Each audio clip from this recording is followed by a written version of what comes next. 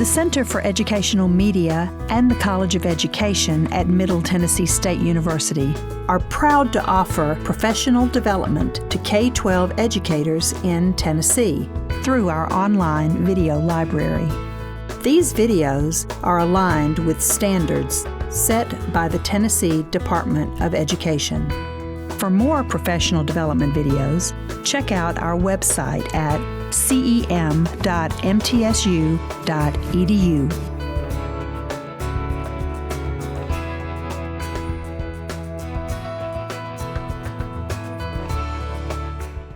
Our final presentation is Dr. Melinda Hirschmann, and then we'll move straight from Dr. Hirschmann's presentation into our panel discussion, which will be moderated by Carmen O'Connor. So as Assistant Director for Educational Services and School Outreach at the Tennessee Center for the Study and Treatment of Dyslexia, Melinda collaborates with Tennessee schools to provide professional development for reading instruction and intervention in grades K through 12. Additionally, she conducts student assessments for characteristics of dyslexia and regularly tutors children using structured literacy instruction. She also instructs aspiring special education teachers as an adjunct professor at Middle Tennessee State University. She earned her Master's of Education degree in Special Education from Tennessee State University and her Doctor of Education degree from Lipscomb University. She had the pleasure and challenge of working with adolescent struggling readers as a middle school special education reading interventionist for 10 years. Melinda is also a certified academic language practitioner and a board member of the Tennessee branch of the International Dyslexia Association. And more importantly, Melinda is currently providing early literacy instruction to her 4-month-old granddaughter. So please welcome Dr. Melinda Hirschmann. That's all I talk about. I'm a new grandmother, so my granddaughter's 4 months old, and I talk about her all the time. And I love to bring in the fact that reading starts, you know, pre-birth and birth, and really we are working on early literacy. But right now, thank you for hanging in there all day. I feel like it's like 5th period in my middle school where we went through the after lunch slump, and now we've got sort of the clock watch energy because the day's almost done. So thanks for hanging in there. I'm so happy to have had you here. I was talking with a friend up here, Deborah, and we're mutually energized. So this is great to be, like Bradley said, you know, we're each other's people. So it's really great that we have this chance to learn and grow and talk back and forth with one another. So my goal here for this last piece of the session today is to look at structured literacy. We know from research and evidence that this is what is best matched for our students with characteristics of dyslexia, as we heard earlier. Based on our state law, this is what's required for our students who've been identified with characteristics of dyslexia. So we're going to take a really quick peek at reading development just to set the stage to understand why this works for our students and for reading development in general. Structured literacy, we're going to walk through the 5 W's. What is it? Who benefits from it? We're going to throw in the H there, how as well. And then tie it into the Say Dyslexia law. So we'll pull that in throughout as well. Feel free to add in your comments, observations, or questions during that 1 hour, but we will go immediately into our panel discussion. So if we don't have time or you want to ask a question, then we'll still have that time afterwards as well. All right, so to set the stage here for why this kind of structured literacy instruction is important and is effective for not just our students with dyslexia, but for all students, we've got to think about our writing system. Our brains are not hardwired for reading. We're hardwired for speech, and that's what I'm working on with my little 4-month-old granddaughter, right? She's in the environment, she's listening, modeling, and she will pick that up automatically. 98%, you know, large majority of children, as long as there's no other developmental disorder, will pick up oral language. But reading's not the same. We're not hardwired to read. We've got to repurpose existing areas of the brain and specialize them for this reading network. And our writing system has a lot to do with that on how we expect students to respond to text. So our writing system is a method of recording speech. So we have the speech that's then mapped onto the code, and our code is this alphabetic code, so that we've got these 26 letters that are combined in various ways to record about 44 speech sounds.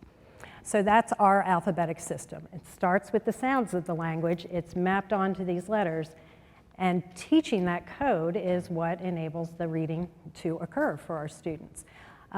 So we've got sounds mapped to letters. Those letters then represent the speech sound.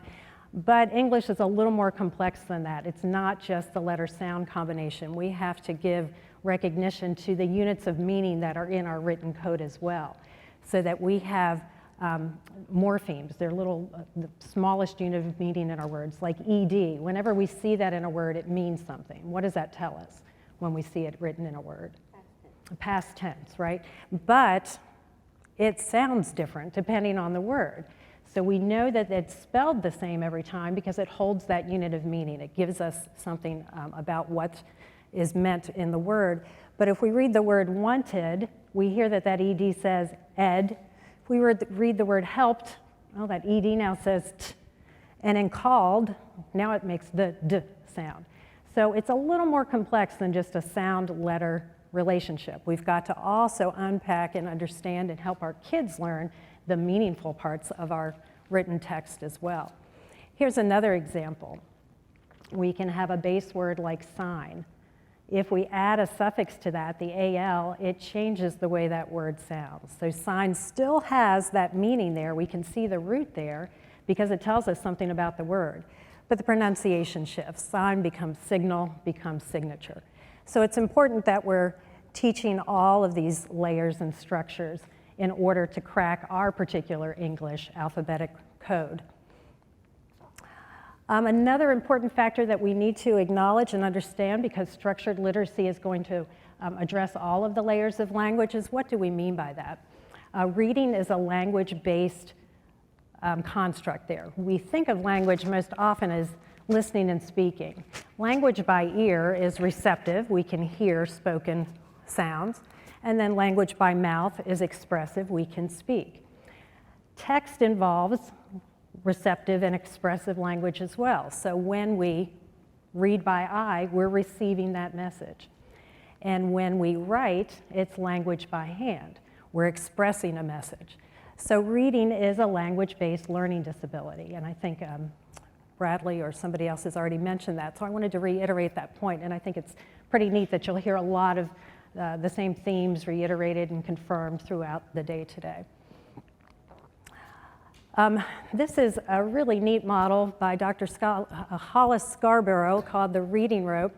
Are you familiar with this image? Yeah, so this is a great way to help explain how complex that reading development is.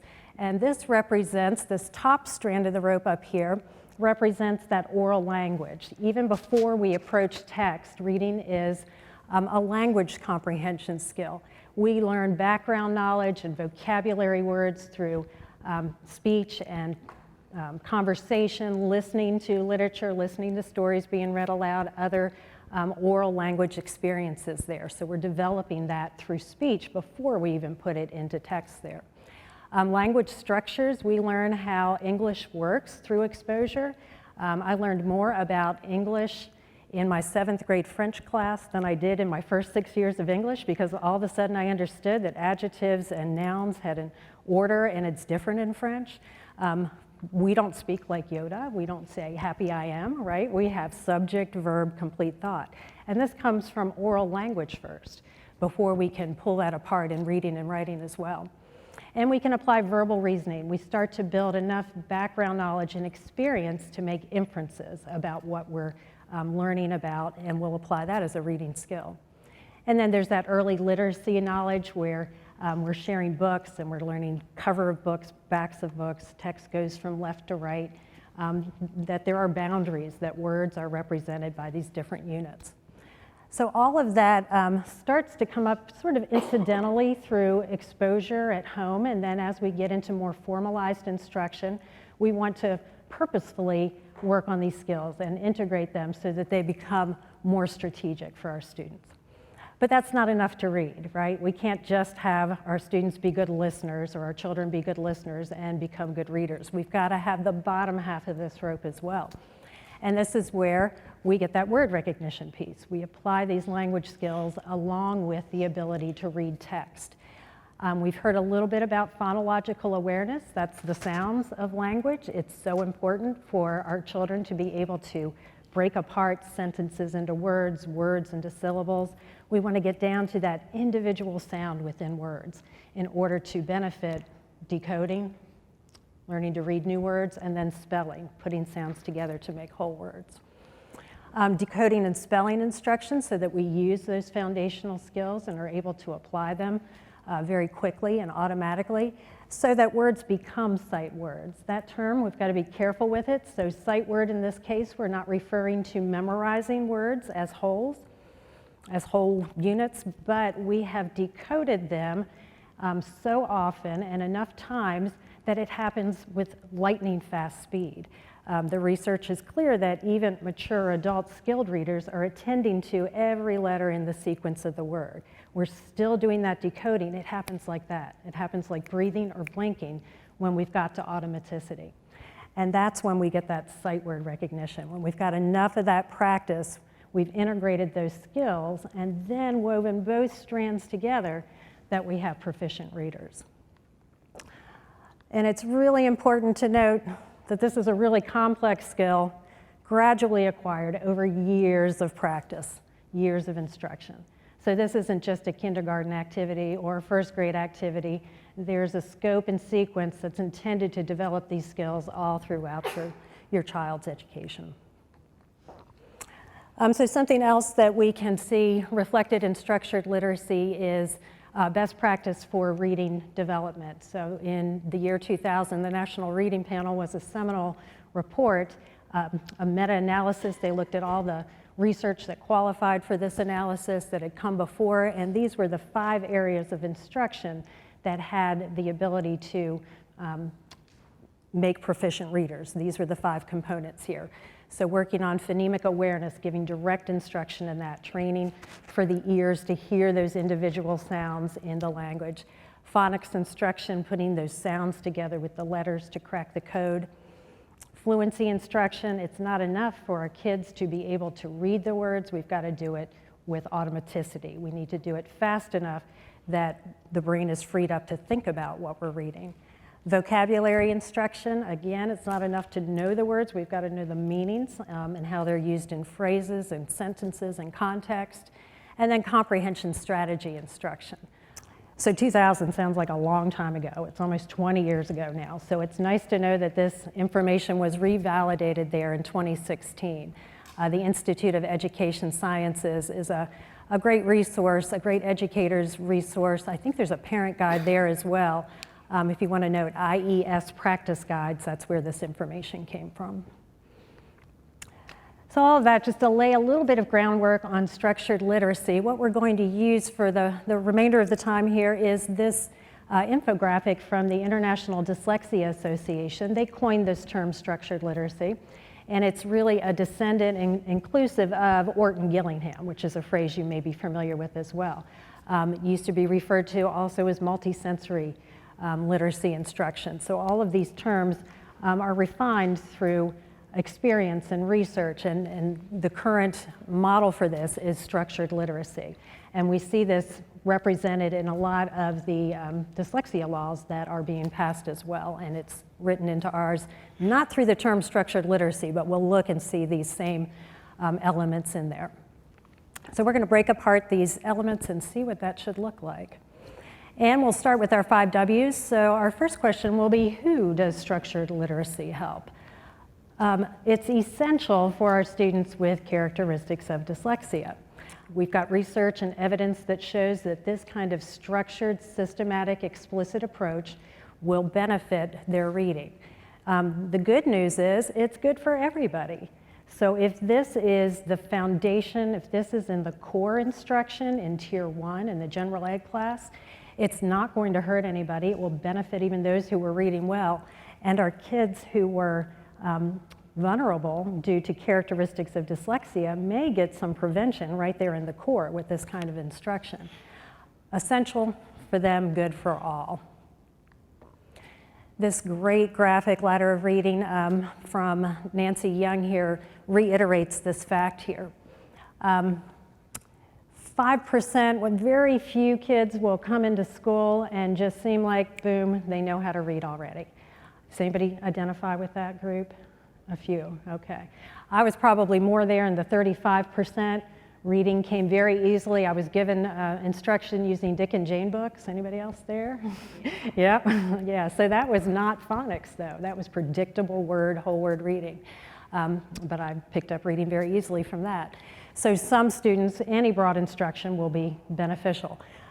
Look at this other half though, 40 to 50% absolutely need that phonics-based, code-based direct instruction in order to become proficient readers. And then of course down here are students with characteristics of dyslexia, where it's absolutely essential that they get this kind of instruction. So once again, it's good for everybody. It will benefit those who had other strategies and skills and it came easily for. We will just refortify and extend their ability to read and decode words, but it's essential here. So good for all. Moving on to what does structured literacy teaching include? This is where we're going to look at each of these elements here. Again, this is the infographic from the International Dyslexia Association to explain this term. And this is what is in our 2016 Say Dyslexia law. So we want to have enough understanding here if it's your child who has characteristics of dyslexia and you're requesting dyslexia-specific intervention, how can you and the school team work together to make sure we're meeting what that's intended? So the first thing we'll look at as far as what it should include is that phonology, and that's the sounds of language. We saw this already with Aaron's presentation here, but there's a hierarchy, and it depends on your students' strengths and weaknesses, your child's students' strengths and weaknesses, their grade, their development, where on this hierarchy their instruction will start. But as far as a developmental hierarchy, it's understanding that a sentence is made up of words. I see a rainbow, for example, knowing that that's 4 words in that sentence. And then we're starting with the really broad set of hearing sounds in the language and then narrowing it down. So after that, knowing that individual words are made up of syllables. So we can take that word rainbow, say the word rainbow, say it again without rain, help them sensitize the ear to the 2 parts of a word or more, but we would start with 2. And then there's that rhyme, the R-I-M-E, that's the vowel and everything that comes after it. So trying to get down to that smallest unit of sound, we're getting there. So here, if we peel away the R sound in the beginning, then we have the rhyme at the end, ain. We're starting to hear one sound at a time. And this is in the absence of print. This is just sound.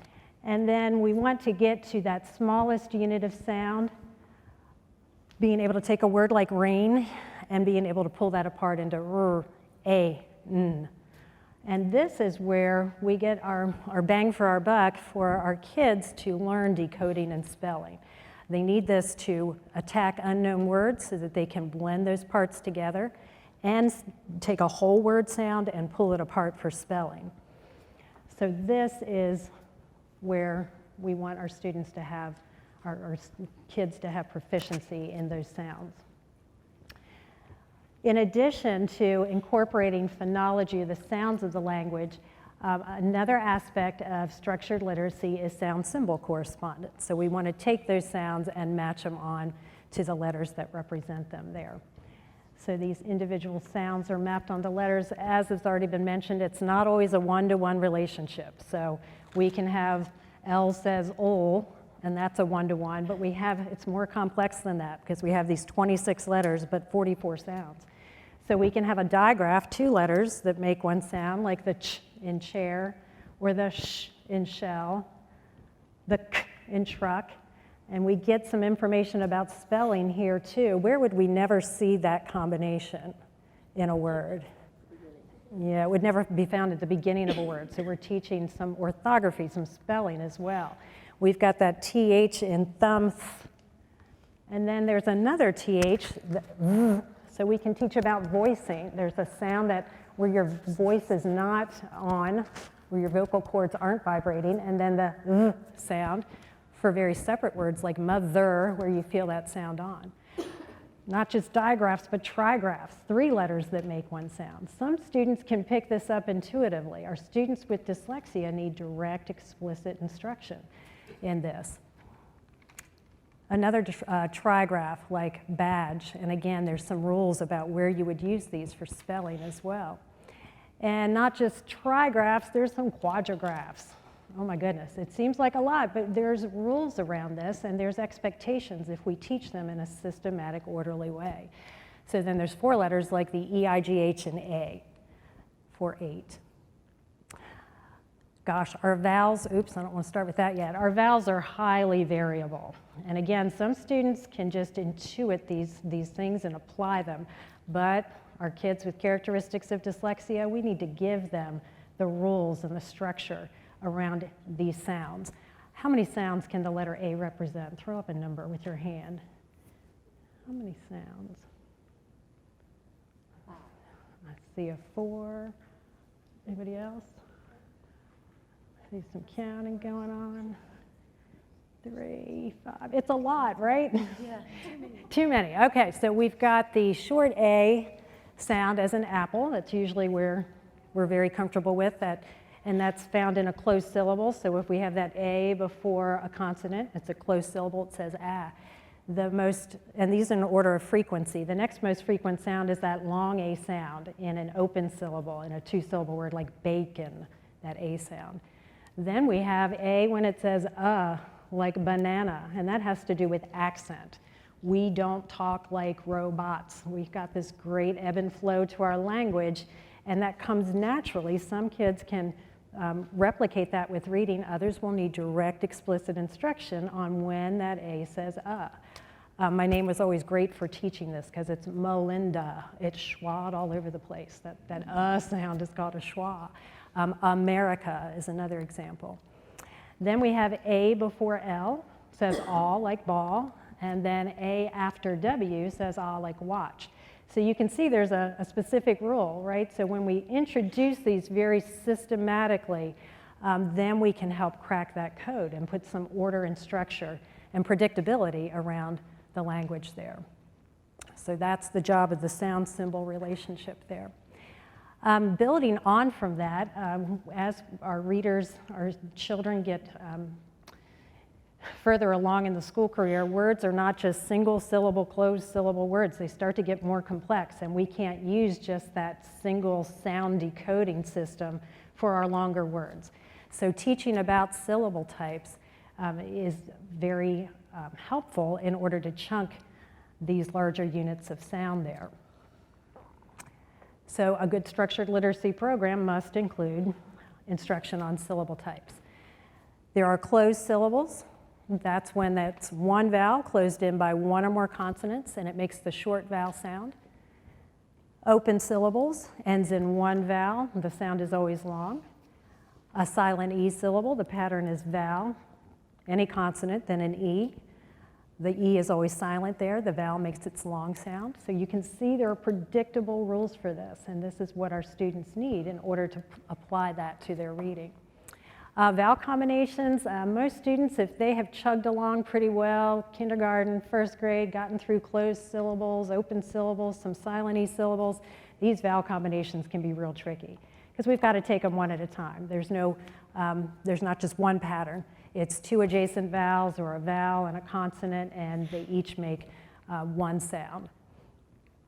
R controlled, one vowel, then R, and then our consonant LE, a final stable syllable. And the good, again, the value in making sure that there's syllable strategy instruction is it gives that predictability for reading and spelling. We can organize words by attention to the vowel and its placement in the word, and then can help decode the word from there. So I've got a few words that I'm thinking we've not seen before, and we're going to use our knowledge of syllabication to read those. So take a look at that word, and let's say it together. The word is? Oxter. What kind of syllable types do we have there? How many syllables, first of all? 2. And we might have to sensitize our students to syllable types, right? And a chin drop can help, because every syllable has one vowel sound, and they need to know this. And when you say a vowel, your chin drops down, your mouth is open, and the chin drops. So oxter is a way to help sensitize to those syllable types. What is the first syllable type? Ox. Closed. We hear that short vowel sound. How about ter? are controlled. So we've got rules that we can break this apart and help our students read them in parts, put them back together, and attack these longer words. Oh, and that means armpit, by the way. Who knew? So it's an old Scottish term for armpit. All righty. Here's our next word. Let's read this one. What's the word? Choir. Choir. What syllable type here? Silent E, right? And the more information we give about this and the more practice they get, then our kids will get to automaticity with these as well. Is anybody familiar with a choir? This kind of QUI choir? This means 24 or sometimes 25 sheets of paper. And the definition was very clear. Sometimes it's 25, not 24. So, yeah, I guess like a baker's 2 dozen. Yes, so a choir is 2 dozen sheets of paper, more or less. All right, how about this one? What's our word? Mawkish. Mawkish. So we've got some information about the vowel types here and our syllable types. Mawk is our first syllable. What type is that? Well, that one's tricky. So mawk, the M-A-W-K, it ends in a consonant, but are we hearing the short vowel sound? Is it mawkish? We don't hear that A sound. That A and W are working together there. We've got a vowel team here. What about ish? That one's a closed syllable type. Does anybody know what mawkish means? Insincerely emotional. Like, yeah, right, that breakup really hurt your feelings. My son's in the middle of a breakup and I'm over it, so I'm acting kind of mawkish with him. Yeah, right, your heart is broken, you're 18, get on with it. All right, so I think I'm pretty insincerely emotional with him right now. All right, so that's mawkish. Then we've got another one, kerfuffle. Oh, you were supposed to do that. Kerfuffle. I made a kerfuffle, I think. So a disturbance or commotion, but kerfuffle, now we've got 3 syllables here, an R controlled, a closed, and there's our consonant LE. That consonant LE pattern was always tricky for my middle school students. They always wanted to treat it like an open syllable and say kerfuffly, or anything with the LE. So giving these syllable types, giving lots of practice with dividing these out and giving attention to this will help our readers continue to grow from that early foundational stage into those more complex words. So it helps with reading and spelling, I mentioned, so I wanted to give you one spelling word. So jot down the spelling for this word, osculate. Osculate. Osculate. I'll say it in syllables. Osculate.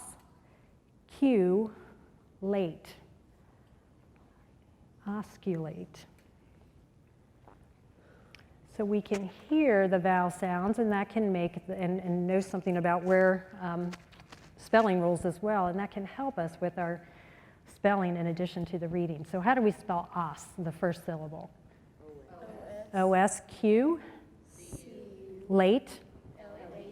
Right, so whether or not you are purposefully attentive to that, we need our students to be. We need to be able to give them that structured approach that helps them think about these predictable sounds in both reading and spelling. So you were right, there's osculate. Does anybody know what that word means? This one means to kiss. A sort of outdated term for kiss, and if there's any geometry folks in here, it's when 2 curved lines intersect in this way. So that's how it's really used, in sort of a kiss-like manner. That's osculate. So your goal this weekend is to use one of these words in general conversation. A kerfuffle. Don't cause a kerfuffle on your way out. All right, so we're building all of these skills together, and again, that's what structured literacy does. It goes from the earlier, less complex skills and starts building them into looping them in and getting practice and adding in more complex parts. So in addition to the sounds of the language, the letters of the language, working on bigger units like syllables, we can work on morphology as well, and those are meaningful word parts, like we looked at that ED. When you hear that term morphology, it means prefixes, suffixes, base words, root words. We've got this great polyglot, this language that's built on many other influences, but here are 3 main contributors. Anglo-Saxon words, which are base words that have a lot to do with everyday things like the land and community and the house and body parts. And then they can be compounded, so think about the word door. knob, these two words being put together to make something new, doorknob. So a lot of our compound words are from here as well. Inflections can be added here so that we add the ed, the ing, the s to make these verb tense changes or add in plurals. And then affixes as well, your prefixes and suffixes. This is for a word like lock. If we add a prefix, and any time that your student or child is getting instruction in morphology, make sure meaning is discussed here. How did un change the meaning of the base word lock? Unlock, and what does it mean that unlock? What does the un piece do to change it? Not, right? So we're going to give direct, explicit instruction in the meanings of these prefixes, and there's a scope and sequence for that too. We want to start with very high frequency prefixes and suffixes, and those that don't alter the spelling of our base word. We'll save that for later in our scope and sequence. We can add a suffix like ing. What does ing tell us about a word? Present tense of doing something. Yeah, it's happening now, it's in the present, so we want our students to know this. We need to teach them very specifically and directly so that they can apply this to all kinds of words. Then we've got Latin words. This is our most common influence on our language, so these words are roots and affixes combined to make English words. We've got the root port, which means to carry, and if we add in prefix there, another combining form like trans, which means across. So now we know that this means to carry across. And again, getting that direct, explicit instruction integrated is part of structured literacy. The Greek combining forms, these are super helpful for upper elementary, middle school, high school as well. They're very common in your content areas like math and science, some social studies.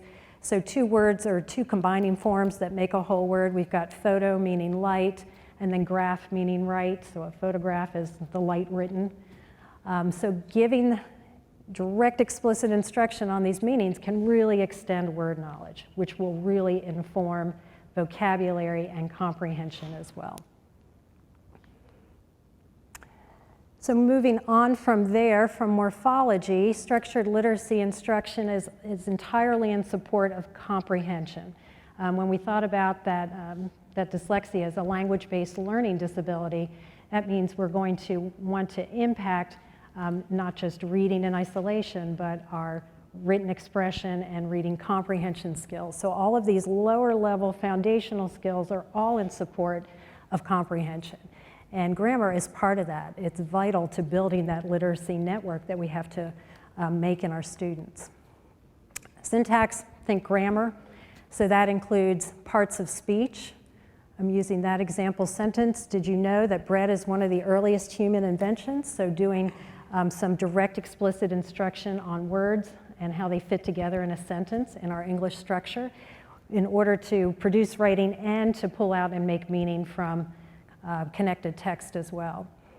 Breaking those sentences down into phrases. This is great for pulling apart meaning, for doing fluency work as well. A lot of our students with dyslexia have some short-term phonological processing weaknesses. So a long sentence like this can be broken down into parts for decoding and for thinking about meaning.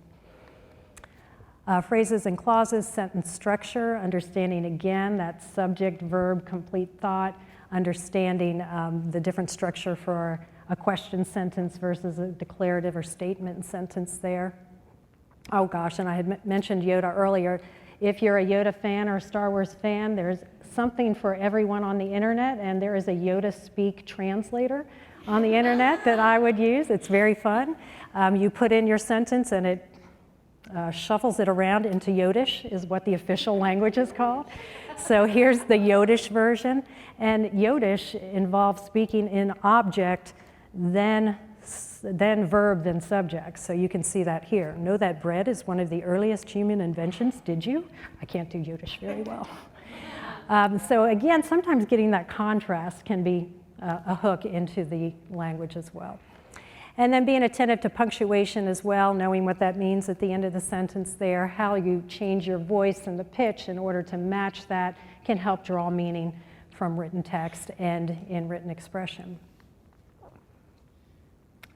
Moving around from syntax, we also include in structured literacy word and phrase meaning. So that's semantics, thinking about vocabulary and how vocabulary builds up that background knowledge, all in support of understanding and meaning. So word and phrase meaning in structured literacy includes all of these elements. So words at the single word level, understanding that mawkish meant insincerely emotional. Phrases, what does it mean in this particular context? And then sentences, how does this interact with the rest of the text? This is vocabulary strategies, and this can be developed again through oral language activities. Lots of read aloud support will always benefit your kids with dyslexia, and then independent reading strategies as well. So understanding the meaning of a word like novel, what's the meaning of novel? A book? Long written text? Something new. So there's some multiple meanings there, right? So we're going to have to delve into that, and everybody's personal experience builds up that background knowledge. So then we see that in a phrase, and we get some more refinement on that meaning, a novel idea. Now we know it's something new. Holding class on a sailboat, that's for you, is a novel idea. Jennifer's an avid sailor, is a novel idea. Although I read a story about a class that did meet for one semester on a boat as part of their experience. Very novel. So if we think about those components, we've gone around that ring. Oops, I can't go too far back. We've gone around that outer ring there from the IDA's structured literacy infographic. And we see that these, although it doesn't say structured literacy in our Say Dyslexia law, we see these same things represented. This is what we're expected in Tennessee public schools to give to students who've been identified with characteristics of dyslexia. So your structured literacy program should include phonological awareness and attention to the sounds of the language, instruction in sound symbol relationships, even those more complex ones, there's trigraphs and quadrigraphs and syllable parts as well, morphology, so understanding how different word parts affect the meaning of the word, syntax, our grammar, direct instruction, and then semantics, meaning, vocabulary, and developing meaning and context as well. All of this in support of reading comprehension. So here's that bonus H there. The other part of that IDA infographic is how it's taught. So the components of this are really important. This is what our kids need, what our students need, all of them, but specifically our students with characteristics of dyslexia, but how it's taught is really important as well. So it needs to be systematic, cumulative, explicit, diagnostic. What does this mean? Let's take a look at each of those terms. Explicit means that it's teacher-led instruction. We're not asking our kids to read and figure something out on their own. Concepts are directly taught. You may have a student in a class who they've been taught A, silent E, A, consonant E says A. They can pick up and analogize that E, consonant E says E, and U, consonant E says U. But our students, our children, need each of those explicitly, directly taught in isolation. So we're not going to assume that they can make these leaps of understanding. So all of them are directly taught, clearly explained. Skills are modeled by somebody who has the depth of knowledge and the experience to do that in a way that's effective for the students. And really important there is that prompt corrective feedback. It is really hard, and speaking as a former middle school special education reading teacher, it is really hard to unlearn a practiced bad habit than it is to work for it to be right the first time, to do it over and over again, correct it immediately to get it right. So I'm talking about reversals, for instance. If I had a student in 7th grade who was still struggling with B and D, oh my goodness, I had to do a lot of work to unlearn that guessing that went along with that, or the avoidance, or the writing that they avoided, in order to now layer on the new learning there. So giving that prompt corrective feedback in the early stages of learning is so important for that explicit instruction. Systematic means that it's built around the structure of the English language. Concepts follow a defined scope and sequence. We're going to work from those easier, high-frequency concepts, build on those to those that are more complex, lower frequency, and apply skills to texts that our kids are capable of reading. This is, I feel like the apologist for decodable readers. They have their place. It's not the end of where we want our students to be with reading. We don't want them to stop with decodables, but they absolutely are part of the process and getting the practice they need and that feeling of success as readers. When we give them text, they can practice on skills they've just learned. So an entire decodable reader with 8 pages on the cat sat on Matt's lap doesn't do a lot for comprehension maybe, but it's going to build up those word reading skills while we're at the same time reading Little House on the Prairie out loud, doing a shared reading of that.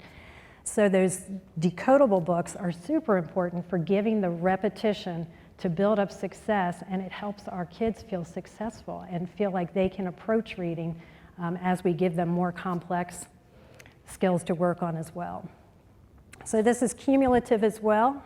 Structured literacy means that new concepts are introduced and integrated with those that are previously learned.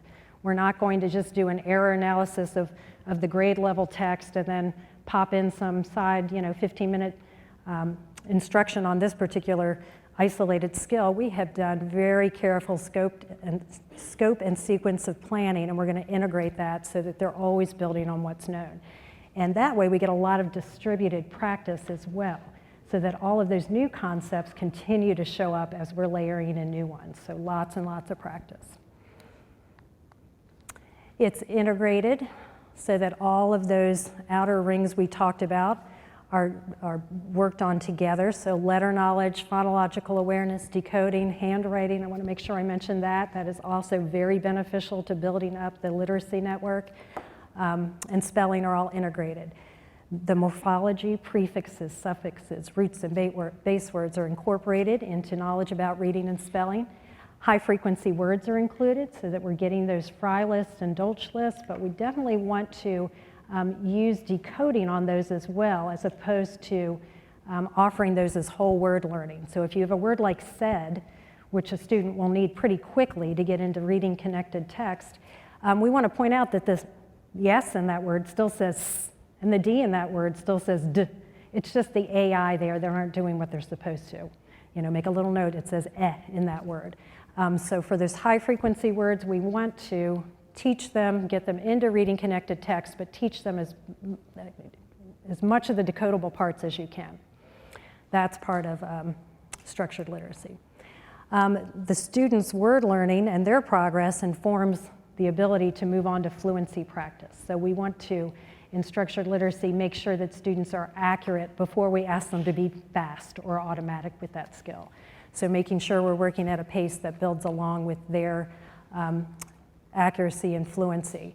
And as that word learning becomes more fluent and automatic, then we can free up that cognitive workspace for comprehension as well. Vocabulary greatly informs comprehension, so making sure that's integrated too. And then comprehension, reading and writing both very much reinforce each other as we build that literacy network. So with structured literacy, we're going to see all of these elements integrated in that approach. It's diagnostic, starting with the screening that we've mentioned earlier. We want to screen not just for, are these characteristics of dyslexia, but you want to know from the screenings that are done, what are my students, my child's strengths and weaknesses? What are the targets that we need to put on an IEP for the goals, or what are the targets in Tier 2 that we're using for intervention there? So we want to build on strengths and definitely work on remediating those weaknesses. Data is used to identify this and help set those learning goals. You want to be sure that your student is grouped with others who have similar learning needs so that they're all working on an approach that's going to benefit them. As the student is getting instruction, make sure that you are informed about the progress that's being used or the monitoring that's being used to look at their progress. That's where we may need to have discussions about intensity. Do we need to change how often the student is being seen for intervention? Do they need a more comprehensive approach or tier? Do we need a smaller group size with more practice, more student-teacher interaction to get that corrective feedback. And then going back to the Tennessee State Dyslexia Law, that was the outside ring of that IDA infographic, but we see this, it's not naming structured literacy, but we see these elements very clearly in the law as well. It states that dyslexia-specific intervention includes direct instruction, check with structured literacy, that's systematic and cumulative, beginning with the easiest, most basic, check, check, and each step must be based on those already learned. What the law includes that isn't explicitly stated on that graphic organize I showed you is that it's evidence-based, and this we know. There is lots of research that has converged around this being the most appropriate intervention for our kids with characteristics of dyslexia. It does integrate reading, writing, and spelling instruction. And then this term here I wanted to take a minute to pause on is that it's multisensory, equipping students to simultaneously use senses such as vision, hearing, touch, and movement. I think that term multisensory gets a lot of wide variance in understanding and usage there. This is going back to that Orton Gillingham manual, the original one there in 1997.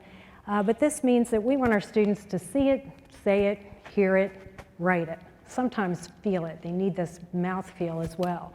So if your student is learning the letter B or the B sound, they're going to hear the sound B, they're going to see the letter, and some of our students really need that mouth feel, that kinesthetic feedback here to understand the difference between B and D, for example, or B and P. So we've got to give lots of information for some students on that. Definitely see it, say it, hear it, write it. So direct, explicit instruction on where to start the letter. This can be gross motor movements that start here with air writing, but giving direct, explicit visual and auditory cues on how to form those letters. For those B and D reversals, if a student just starts with a line, they can go anywhere. So we need to differentiate how a D is started and formed from how a B is started and formed, and make sure they have that repetition and clear, explicit instruction there. So where can children receive structured literacy instruction? Continuing to move through our 5 W's here. We looked at this already. Dyslexia occurs on a continuum. So all of you that have students with characteristics of dyslexia, some may be more severely impacted than others. And what we've heard and what is good in our public schools is that we've got a continuum of services in public schools to meet these needs as well. We may have some students that can have some mild accommodations right there in the classroom without without the need of official paperwork. Maybe they just need a few extra minutes on an assignment. In Tier 2 or Tier 3, they may be able to get that dyslexia-specific intervention. They're making progress, but we want to make sure they have a 504 plan to protect their need for extended time or read aloud. For those that are continuing to struggle and not respond and need the most intensive setting, then we've got the special education supports there. Each school may have a different arrangement of where you can find the best services to match your specific child's needs. So finding out where their dyslexia-specific interventions are given, what tier, who has the knowledge and the training to give that is really important. So knowing the questions to ask within your school will help make sure your student is matched to their services.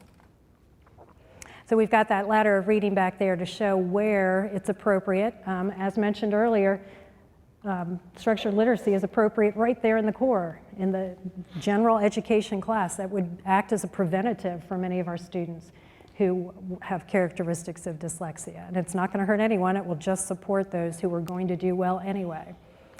It's appropriate there in Tiers 2 or Tier 3 for our students that are getting that instruction but are slower to respond. They need lots more repetition and practice opportunities, and that's what RTI can do. We're going to pull you out and give you a smaller group size, more practice, more feedback. So it's appropriate there with more intensity.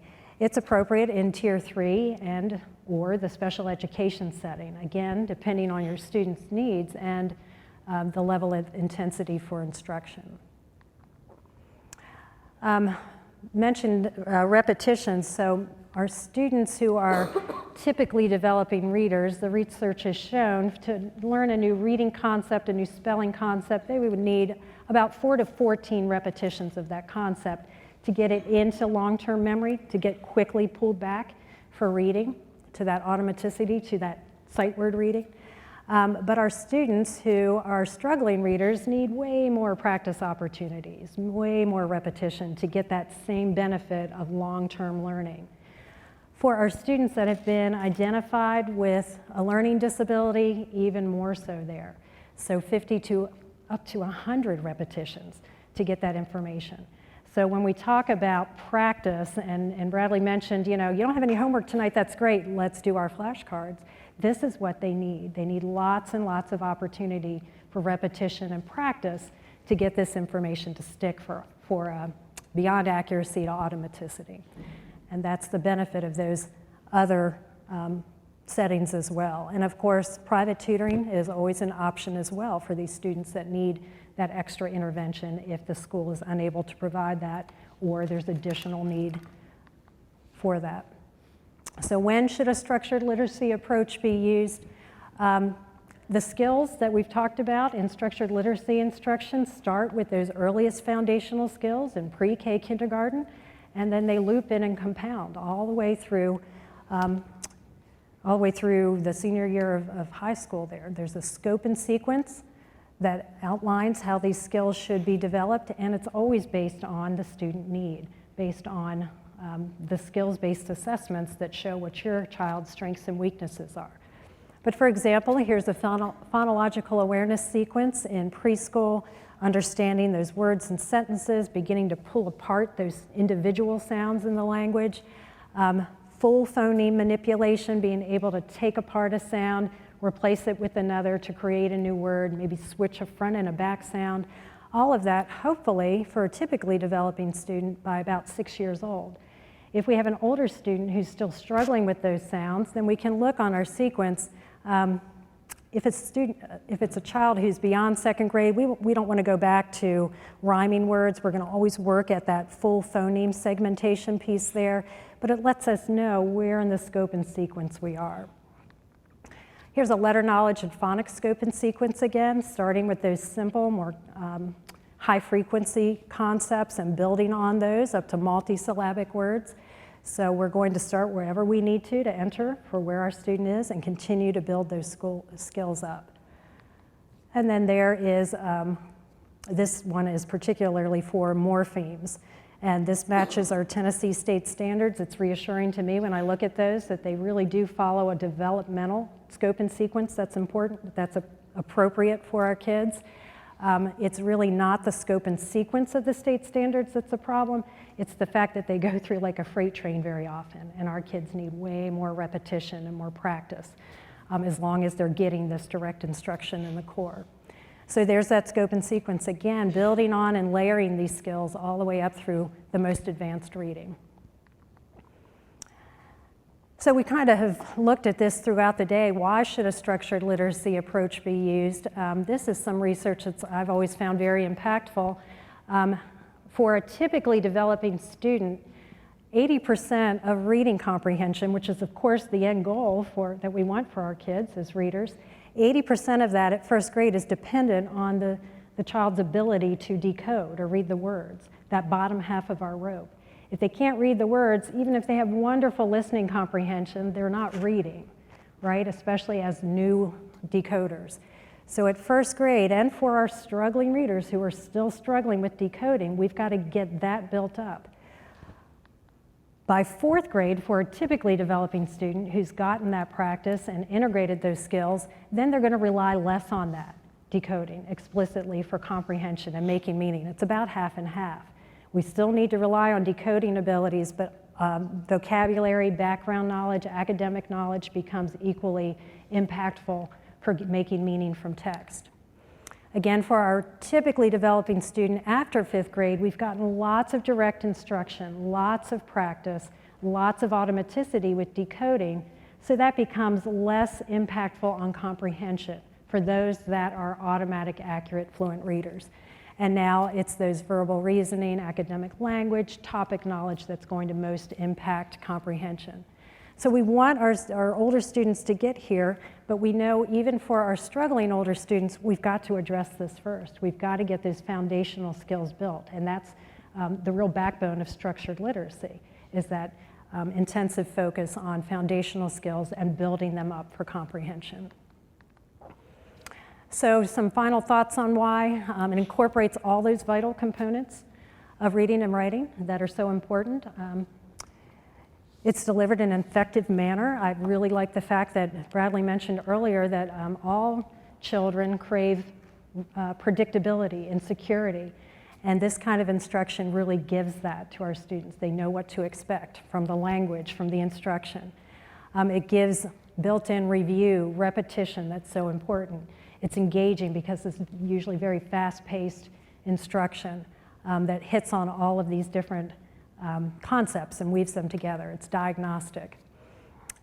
It's really important for early intervention. I'm working with 2 second-grade students right now, and I love working with the younger students because I call it real-time intervention.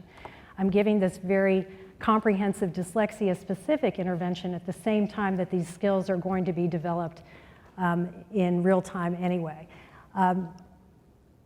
Younger students' brains are much more elastic and plastic for language information, so it's also going to make it more readily learned. The intervention is in step with those developmental skills, and we talked a lot about those academic and social emotional problems. We can help diminish that with the early intervention. We can help build up that good feeling about self and school and help, allay those future problems that were mentioned. So early intervention is definitely the key here. There's lots of programs and approaches that incorporate these principles. I'm just going to give a quick rundown of what this would look like when it's all integrated together, using just some prompts that I have. So in a comprehensive, dyslexia-specific, structured literacy approach, you may start with something like an alphabet task where the students are going to review the alphabet letter names so that we're going to get real firm on letter naming. Another piece of the review there would be to look at everything the student has already learned and get review on that. So if the student has learned these letter names, we're going to have them name them at the start of every class. This keyword and sound, we're going to go through everything and do a review. Lots and lots of repetition. After that, there's new learning, so that we want to introduce the new sound. If I'm going to introduce the trigraph TCH, then I'm going to give the sound ch. We're going to talk about where it appears in the word. We're going to look at the spelling sound for that. We're going to put it together with a keyword and introduce that. We're going to practice that in isolated words. We're going to read it in phrases. We're going to read it in decodable texts and sentences as well. Definitely integrate, direct explicit handwriting instruction. We're going to do work with those high frequency words, so we get lots and lots of practice. It's not always flashcards. You can do practice with reading lists and rows and columns and phrases and sentences, but getting lots and lots of repetition there. Adding in for decoding sentences, so looking for your target words in there, adding in some PA work, so if we're decoding a word match, making sure we're pulling the sounds apart, at, making sure that that's integrated. Lots and lots of repetition, again, with the target words. Then we've got that spelling piece that will be integrated. We learned how to read words with the sound ch. Now we're going to spell it and look at the rules for that. And that involves some PA work as well, so that we're going to first do an activity like phoneme grapheme mapping, if you see this with your students' work here, where we take a word like match and we're going to say what makes the sound, write it here, what makes the sound, what makes the ch sound. So making sure we've got that attention to the sounds and the spelling patterns. There'll always be review that's built into structured literacy. We start with review, we do a cumulative review at the end of the new learning as well, and then apply that learning into both decodable text and then wide reading as well, those that they'll do some shared reading with. I guess I gave the example of we're working on in my class right now, there's that ch sound, so we've got the decodable book, Tricks Will Not Fetch, but we're also reading from Little House on the Prairie. So we've got oral language skills we're developing in addition to those decoding skills. So all of that is weaved together in a comprehensive structured literacy approach. So, so thank you so much for being here. If you had questions that you weren't able to answer during that, or ask during that hour, take another minute to write them down. We're going to assemble our panel up here. And Carmen O'Connor, who is the president of the Tennessee branch of the International Dyslexia Association. Oh, I have an official bio I'm looking for. She is going to come up and moderate for us. She's had a private practice tutoring students of all ages. She's a dyslexia practitioner certified by Wilson, Linda Mood-Bell and Siri, which is the IDA certification, with over 25 years of experience. Carmen lives with her family on a farm, which I've been pleased to visit and benefit food from. You've prepared delicious meals from the farm there in White County, and she's currently the president of the Tennessee branch of the IDA. All right, we've got some great questions here, and we've kind of been dividing them up. I guess I'll stand over here and look at you guys. There's so many good ones. Let's start with, here's a good one. I'm going to give Allison this one. Can someone have an IEP but not have any pull-out services? If you have an IEP, your child is told to go to special ed classes. What do you do? Let me repeat that? Okay. Can someone have an IEP but not have any pull-out services? If you have an IEP, your child has to go to special education class. So that's in quotations. And whoever wrote this, if you want to clarify, you're welcome to. Oh, did this one come online? Okay. So I think, in other words, they have an IEP, and the way they're answering the IEP situation is to send the child to special ed classes. Is that appropriate? If you have a special ed student who has an IEP, it may be appropriate to send them to a special ed class. In special ed, the great answer is it depends. Because it's going to vary really depending on the situation and what's going on. So if you have a student who is a special ed student, but they don't need to get any services, you have to say, why are they a special ed student? Could their needs be met in some other way? If you have a student they have to go to special ed, that's not true either. You have to look at the continuum of services, see what's going on in the school. You may have a student who could be in a Tier 2 intervention or a Tier 3 intervention. Remember that special ed students are general education students first, and there's a continuum of services there. All right, thank you. This one's for Erin. Did I understand correctly that the school psychologist is able to administer dyslexia testing? My child had a screening at school, and then the school recommended we get testing at Middle Tennessee Center for Dyslexia, Vanderbilt, or private psychologist. So how do I initiate testing through the school? So that one we hear that one a lot. That's a long one. Okay, so quick answer would be yes. Can I look at that? So I can, that was a lot of words. Okay. All right, so yes, the school psychologist can administer dyslexia testing. However, remember that they are used to the term specific learning disability. So when they're brought in, often it's because there's a question about eligibility for special education services. And so the term that they're used to is because they are looking at eligibility for a category. That term is specific learning disability. Some are more comfortable than others with the term dyslexia, but yes, they do that. And as we have this new law that's kind of forcing us to think about dyslexia more and to be more comfortable with that term. And so no, you don't have to get testing outside of school. And one reason to pursue the testing through the school is that any outside testing that you get, so if we were to say a child has dyslexia at MTSU or Vanderbilt or anywhere else, Or if we said they had any other kind of condition, the school would have to still look at the eligibility criteria that the State Department of Education gives them before saying that a child is eligible. So you still have to go through that extra step when looking at special education services, although outside evaluations can still give you good information. All right, great, thank you. We have the majority of the questions are about IEPs and 504s. No surprise there. So, as we talked about, we may have to design another workshop where we just address that.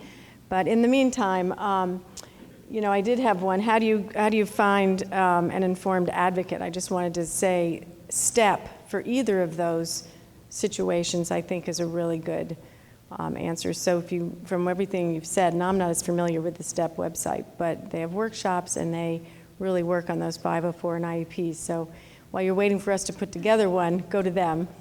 And to finish answering this one about where to find an informed advocate, the Tennessee Resources, I believe, don't they have some advocacy groups? So we have a resource list, if that's what, yes, that's one of the handouts. It says Tennessee Resources for Parents and Teachers. And it does have some advocacy groups listed there that are in Tennessee. And then Decoding Dyslexia, really they have certain individuals that are part of their group that are advocates that can be reached. And if you go on their website or their Facebook page, you can usually find some help there. And then, as I said before, if you have a private tutor, you can ask that tutor to go with you also and be an advocate for that student because they're going to know them very well. Do you have a question? No, just that Vanderbilt also has a certified program there where, as a result of that, you become a certified advocate. They do, but they've actually reached out to us, to me, to talk to them about dyslexia because they do have an advocacy group for disabilities, but they don't know anything about dyslexia. So we're working on that because they're really willing and able to do it, but they need information. Okay, this one's for Melinda. How do you feel about the SPIRE program? I think I mentioned at the end of the presentation that there's no one particular program or approach that is structured literacy. You want to look for all of those elements in there. So I know that from my middle ground familiarity with SPIRE, I'm not taught with it, but I attended a couple of their training sessions that it incorporates many of those elements. But you want to make sure that you look at those instructional pieces and see that they're represented in the program, that it's a scope and sequence that is going to address all of those areas in a way that's meeting the needs of your student. And I'd tag on that as well, is that with any intervention, give it time to make sure that you've given enough time for it to work. You want to make sure that it is being done with fidelity. If there's a timeline of how much time they say a minimal amount of time that you need to spend on this intervention, 45 minutes, 5 days a week, an hour, 5 days a week, that's part of the fidelity piece of it. So you want to make sure that that's being done as well. Give it time to make sure that the students, you're collecting that data. If you give that long enough time to say it's not working, then you need to meet and say, do we need to change the intensity? Do we need to look, what do we need to look at? Does the teacher need more training? Is there another program that we need to use? So don't just throw the program out if you say it's not working. There could be so many other things to find out. It's like maybe it's being done 30 minutes, 3 days a week, and the recommendation is an hour, 5 days a week. So all of those things are gonna factor into it. This is my personal opinion, I don't think there's any program out there that will work with every single student, that it's gonna be, you're gonna have to find that match of what's gonna work best. And there are a lot of different structured literacy programs out there, but there may not be the right fit for a particular student. You just need to make sure that all the things are in place, that it's being done with fidelity, the amount of time, the amount of frequency, and give it time to work, because it's not going to be a quick fix. It's not something, if you have, again, on that continuum, but you're going to have some students who may be severely impacted, and it's going to take a long time. But you should be seeing progress made with those students as well. I'm going to piggyback one more thought on there, sort of the opposite of that. If your student is having success with their particular approach, and they're working on step one of that, and they're making progress, and let's say they're in first grade and now they're mastering closed syllable and silent E syllables, don't drop out of the program either. We know that this is not a quick fix and that dyslexia just doesn't go away. So if it's working, let's keep them in there and run through the whole scope and sequence of skills to make sure they're getting that support they need throughout the full development of the reading. Yes, that's really important. Don't stop. This one, I think I'm going to give to Aaron. Should a student repeat a grade if he or she is not on grade level in reading in kindergarten or first grade? Well, let me address that from a research perspective. So we don't have research support for repeating grades. That's the generalized statement there. So we have to think about long-term consequences of retention, what that would be like for a student who's older in the older grades. But we also have to think about when we repeat a grade, are we just repeating the same instruction that didn't work the first time?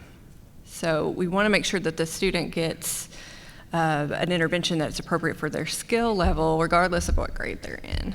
I don't know if anybody else wants to add to that at all. No, I think that's good. And I think you also have to look at, is the child a younger child in kindergarten? Is he already kind of one of the older kids in the class? And how is that going to impact? I've heard of kids getting held back, and then the younger sibling comes along now and they're in the same grade with the same teacher in the same class kind of thing. And that is obviously, you've got to look at all that. Yeah, all the social emotional impacts Definitely. of that, yes. Definitely. Let's see, Allison, if you have the IEP redone every 3 years or checked and evaluated, would you recommend revising the IEP before transferring to middle or high school? So for an IEP is evaluated every year, at minimum every year. It's a reevaluation, the testing process or looking at the eligibility that's done every 3 years. So you definitely would want to review the IEP every single year. If you had an IEP, say you had a fifth grader and your IEP was due in November, so technically that IEP is good for a year, but you're going to transition to a middle school, I would definitely want to make sure that I have met with a meeting at the end of the school year to talk about planning for the middle school before, even if my IEP is not technically running out. And a lot of places will also have the middle school there as well to collaborate and say, let's put the best plan together for the student. One of the things that you definitely want to make sure is that if you are changing, that whatever intervention your student has been getting, is it going to be continued through the middle school? That's something that you need to talk about. Too many times I've seen where you've gotten a student through a very structured program and they've gotten to a specific step, they go to a middle school, they start all over. You've just wasted all that time. So you want to make sure that you have as seamless as possible transition between those elementary to middle to high school. So I would say call a meeting if they're not planning to do that so that you can talk about that transition to the next grade level. And we had a situation where I had to call Allison one time because I was asked to come in and meet with a student and do some evaluations and go to the IEP with them. And the parent felt that the school was telling them that because he was now in middle school that the IEP no longer applied. And I called Allison and she said, same district? I said, yeah. She said, well, it absolutely applies. So, and as we talked about, you want to keep that because when they go to take their ACTs, you've got this constant flow of they've got an IEP, they've been using the IEP, they've got accommodations, they still have those in place. And then when they're in 11th grade, they'll get it for their ACT, hopefully. All right, Melinda, what are some suggestions or accommodations on how to handle late work for middle and high school students? I'm not really sure. Did somebody in here write this one? Late work that came online? So I'm not really sure what late work means, but I'm thinking higher level. So that's thinking about those syllabication strategies and the morphology strategies. So getting into working with larger chunks of words and adding in the meaning through morphemes as well. So understanding those 6 syllable types, breaking down words, so knowing syllable division strategies, being able to put those back together again, and then including information about prefixes, suffixes, base word, root words in order to extend word meaning for word learning for decoding and meaning as well. So focusing, I think, on syllabication, morphology, weaving that into vocabulary and comprehension instruction. Perfect. Erin, what are the steps that should be done once you've requested screening? Okay. I'm not exactly sure what that's asking. Was that somebody here? Tough one, so All we're all right. from online. Steps after you've requested Well, screening. I think so. You go to the school and you say, I'd like my child screened for characteristics of dyslexia, and then there are crickets, which often happens. So what should they do next? Maybe how do you push? So maybe, first of all, reminding them that there is a dyslexia law, gently and kindly. I know that there's a dyslexia law that says that schools have to screen all kids for dyslexia, and that as a parent I can request that. That's one thing I would start with, but also asking them to explain to you what the benchmark testing they already have means, and whether or not that testing indicates dyslexia characteristics or not. So I have a personal question on top of that. So if early intervention and early diagnosis is so important, so many schools say, well, no, we're going to wait till they've bombed in tier 3 and we're not, they really push back on that screening when we've all talked about how important it is that they get screening. Really, we know you can screen in kindergarten, first grade. It's giving you a really good start to what is going to be going on. And schools push back on that. So still just say, I can request a screening for characteristics of dyslexia at any point? Correct. Okay. Yes, and that's K through 12 law. Yes. Is the testing the same, like for each school? Is the testing that they're giving the same? Because they tested my child. We butted heads. I'm like, there's something wrong. And when I finally learned that they had a SAT meeting and they were like, okay, we'll test him, they didn't detect any of it. And then they were like, there's just something, like a switch isn't flipping. It's just not crossing that bridge. We don't know what it is, but there's something. So I'm sitting there like with my hands in the air, like, okay, but that's not helping the situation. So they're like, well, let's try this and let's try this. And nothing was done. And then finally his teacher the next year says, you need to go to Vanderbilt or you need to go somewhere else to have testing done. And it wasn't until I got him into Vanderbilt that it was noticed. So is it standardized? Like, look, she's shaking her head. No, she's like, absolutely not. So what should there be, or is there certain testing that you can request to say, because when my 3 years comes up, do I take him back to Vanderbilt because the school didn't catch it the first time? So are you saying your child already has an IEP for SLD, for specific learning disability? He does now. Okay. So the 3 years, the school has to meet, the IEP team has to meet every 3 years to talk about reevaluation. And that assessment can be looking at all the data that the school and the parent has. It doesn't necessarily mean that they have to do additional testing to make that determination. So sometimes additional testing would be done for program planning purposes. So that's a team-based decision. If you had him retested for eligibility, there would be a chance that he may not qualify again that second time. So that's a risk that you take. Your first part of your question was about tests and whether they're standard. So our dyslexia screening law says that we have to measure certain skills. Does not say which tests have to be used. Same thing would go for a special education evaluation. They would measure certain areas, but the psychologist has options based on their own professional judgment as to what tests to use. So there are lots of tests that measure the same skills. So there's not just one. I'll piggyback on that. Through the IEP process, and what Erin is saying is, they don't have to, say we could agree with the continuation, but sometimes you want to know what kind of progress, what are the skills, so you can request, a more comprehensive evaluation. in an IEP, you put the request in writing as your parent concerns. We're coming up on 3 years. I want to make sure, I want to see what the scores are, and I want to do this assessment again. So you put that in writing, the prior written notice. The school district can say no, but they have to tell you why, and they have to put it in writing as to why they're not going to do that. And then you can look and say, okay, well, is that a valid reason? Then you have some recourses to say, but to get a whole picture. But again, it's always you want to say, we need a bigger picture. We need to look and see what's going on and what kind of weaknesses still need to be there.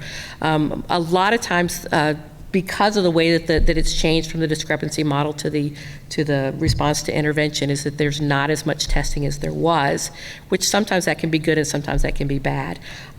I tended to always wanted to kind of say, well, let's see what kind of progress we're making. If they're making the IEP decisions based on 3-year-old information, that's not good. That's not, because hopefully there's been change in that 3 years. Vanderbilt tested him in April, and I got my diagnosis in April of last year, but then, of course, it was the end of May before they got the IEP meeting, and they didn't start implementing until this year. But we were doing reading intervention before that, and he's not making progress. Like, it's even all in all of his stuff that comes back to me is like very minimal. But they also are switching around teachers because the teacher got sick. So now he's bouncing. So I feel like nothing is consistent with that. So he's not making progress. But I was just curious because they didn't even catch the dyslexia. So I was just wondering about testing, forth. And the Tennessee dyslexia law does list those areas that need to be in a screener. So I mean, you could ask, or I would like these areas assessed as well as part of that evaluation piece. They can agree or not agree, but again, they have to tell you why they would say no, we're not going to do that. Anything? So Melinda, this is a follow-up to the middle and high school question. So what they were asking was, can accommodations be made to allow middle and high school students to turn in assignments later than the assigned date? I kind of had a feeling that's what it was, but your other answer was good too. So you want to? Well, the accommodations are based on the student's need in order to access the curriculum or show the learning in a way that isn't responsive to the curriculum. So the late turn-in, I think, would be in response to a need for extra time. Yeah, we just call it extended time. Yeah, extra time for the reading time on assignments. or and writing project. It would probably be assignment to assignment, depending on how big the project was. Yes, I think that's on a case-by-case basis for that student and for the task, which is the goal of the accommodation, to meet the student's need and the demands of the task. Good question. And I think it's helpful anytime, especially if it's an IEP and you do that extended time, put some clarification on what does that mean? How much time? What does that look like? Think about also that if you keep putting things off, things continue to stack up. So are you setting up your child that there's so much to be done at a certain time? What is those parameters? And as a team, talk about it. So extended time means, okay, on Friday they'll turn it in when it, or they have the weekend to do it. So just kind of discuss some of that so that it's very clear what you mean and what the whole team recognizes and agrees on. This is what we mean by extended time, that they can turn this project in or they can do this assignment, turn it in here, so that you have some of those parameters in there and it's not just an open-ended situation. Thanks. Aaron, so my child is homeschooled and has a private tutor. Is there a benefit to having an IEP on file through the school district? Child is homeschooled and has a private tutor. Okay. But is there a benefit to having an IEP? All right. So the IEP is for students who are currently enrolled in a public school setting. The homeschooling parent can have the public school evaluate for a learning disability or other disability if it's suspected. But the IEP wouldn't be on file unless the parent agreed to services through the public school system. So what about a 504? I don't think that they would need a 504 if they're in a public so school. I think what we're talking about is, again, that documentation, getting that early So in a homeschool situation, that's, because I tutor with a lot of homeschool families, and they ask me that question, is what do I do to get, and I guess do you go to an outside? Well, whoever does Testing. the evaluation should hopefully document accommodations that would be needed based on the test scores that they have obtained and through conversations with the parent and whoever else is working with the child as part of that evaluation. So you want an so that could be- evaluation, but not necessarily, an IEP really wouldn't do you any good. Not as a homeschooling family, no, unless you were agreeing to those services. Is that a follow-up? Was that yours? I asked that question. The reason I asked is because I want, if she needs accommodations when she takes standardized testing, I want her to be able to get it. But is the private diagnosis that I got with IEP recommendations on it enough? So the ACT and the SAT and colleges and things like that, they're going to want to see a diagnosis, and they're going to want to see that accommodations have been used. So that is tricky in a homeschool setting. I don't have a definite answer for you there, but anything that you're doing additionally for him, make sure that it's documented, or if you're going through an umbrella school or something like that, if they're allowing accommodations on those tests that you have to take for them. I know there's different models of homeschooling, but anything that just shows that you've been getting them all along, any kind of documentation, kind of keep that in a file. Okay, that's helpful. Thank you. Allison or I can answer this one. What does private tutoring look like? How many times per week, and the average cost? I'll just pass that to you. So if you're doing a structured literacy, generally recommended at a minimum 2 times a week. Cost is going to be really varied depending on where you live, and the certifications that the tutor has. If you do want to check the certifications that the tutor has to make sure that you're getting, somebody who really understands the structured literacy process and what the student needs. But it's really going to vary price-wise. But I've recommended it, as many times, more times is going to be great. But I know that there's an added cost there. But I recommend it's 2 times per week at least. Yes, yeah, because it's really much been proven that once a week is not going to work. The children cannot hold it in their heads, and more is better. When I have students 3 times a week, I see such gains that I don't see on just 2 times a week. So in the summer, for instance, when they don't have school and I can get them in 3 times a week and they don't have the worries of the school situation, you really see some significant growth at that time. I think too, even if you are making gains at once a week, you're really in a situation, you're wanting to close a gap. So you're really needing those gains to be. Right. I call it time. I call it time in the seat. I tell the parents, it's just time in the seat. I can't help the problem if they're not sitting next to me or across the screen, because I do a lot of it through FaceTime and stuff. But it's that time in the seat. If they're not there, I can't do it. So whether it's twice a week, 3 times a week, 4 times a week, the more is better, because I think they really retain with that repetition, as we know. But it's tough with school, and it's tough financially. But yeah, the closer to the cities, the more money it's going to be as a rule. That's what I pretty much see. We just have a couple of minutes here. I just wanted to explain also, too, that Mr. Rogers had to catch a plane, and that's why he isn't here for the panel. This one would have been for him. It is very important to me that the extra work we do not feel like punishment. Any thoughts? So I'm going to answer for him and say, I think he kind of touched on this with you a little bit, that, to have that open conversation, that yes, it's hard work, but this is what we're going to have to do. Break it up into smaller sessions, use a timer, and reward the hard work. And like you said, sometimes just leave the backpack in the car, which is, I think, a wonderful idea, but then you better give the child some strategies to explain to the teacher why his homework wasn't done when he gets in. Brad kind of left that part off, and that's something they have to face. If they say, well, Mom just told me to leave my book bag in the car and we went and had spaghetti, the teacher's going to go, well, where's your work? So you have to think both sides of that. All right, I'm going to pick one more just randomly. This is a good one. What happens when team at school, using their professional judgment, disagrees on your child qualifying for 504? Quote, child is super smart and dyslexia not negatively impacting him, end quote.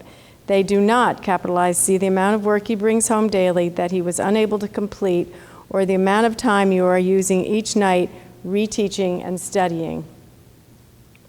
Anybody? I think there have been there's some dear colleague letters that the special ed, the big office, federal, has put out with some of those things. That one of the things is that good grades cannot be the basis for not providing the accommodations or the support and services that the student needs. And I think you need to, talk to the school as well of the things that what you are having to do at home, how much time it is taking you, that you're reteaching, that you're doing this. But there are some guidelines there that you cannot base it on grades. There is an impact, even though they may be making good grades. You may have a gifted student who's dyslexic, who's able to compensate for a lot of things, but the dyslexia is definitely impacting them.